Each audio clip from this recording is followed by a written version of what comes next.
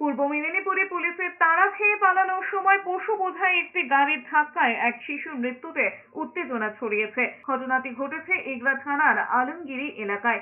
জানা গিয়েছে, রাখি পূর্ণিমা উপলক্ষে বাবা ও মায়ের সঙ্গে মামার বাড়িতে যাচ্ছিল শিশুটি। রাস্তার পাশে একটি মিষ্টির দোকানে দাঁড়িয়েছিল সে। প্রত্যক্ষদর্শীরা জানিয়েছেন, ছাগল বোঝাই একটি গাড়িকে তাড়া করছিল পুলিশের একটি গাড়ি। তখন পশু বোঝাই গাড়িটি আচমকায় গতি বাড়িয়ে নিয়ন্ত্রণ হারিয়ে রাস্তার পাশে দাঁড়িয়ে থাকা শিশুটিকে পিষে দিয়ে পালিয়ে যাওয়ার চেষ্টা করে। স্থানীয়রা ধাওয়া করে গাড়িটিকে ধরে ফেলেন। চালককে মারধর করা হয়, ভাঙচুর চালানো হয় গাড়িটিতে। তার মধ্যে পুলিশের গাড়ি পৌঁছে যায়। তখন বিক্ষোভ শুরু হয় পুলিশের বিরুদ্ধে। এলাকাবাসীদের অভিযোগ, পুলিশ অবরোধ তুলতে গিয়ে লাঠিচার্জ করে, সেই সঙ্গে বিক্ষোভকারীদের দিকে ইট পাটকেলও ছুড়েছে। তাতে বেশ কয়েকজন জখমও হয়েছেন।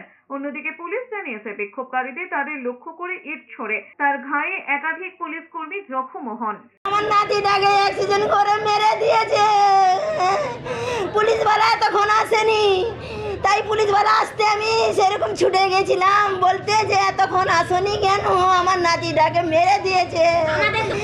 দিয়ে আমাকে ধরে মারছে, পুলিশ হাত ভেঙে দিয়েছে।